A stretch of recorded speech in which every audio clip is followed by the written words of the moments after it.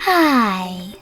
In front of me is POCO X5 Pro, and today I would like to show you how you can use App Cloner on this device.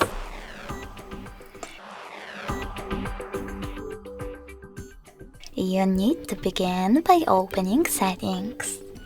Now scroll all the way down to access Apps. From here, click on Dual Apps and select Create. Finally, you can click on this border next to one of your apps that you wish to clone. I will go with Amazon Shopping.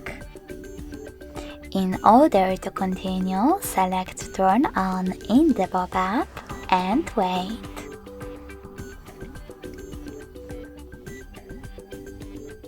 So now when I go back, as you can see, my app was successfully cloned.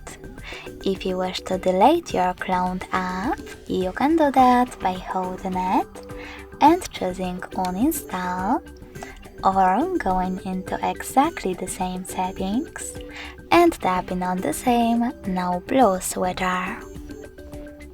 Lastly, confirm your choice in the pop-up. Thanks so much for watching. If you enjoyed this video, smash that like button, comment, and subscribe. Bye!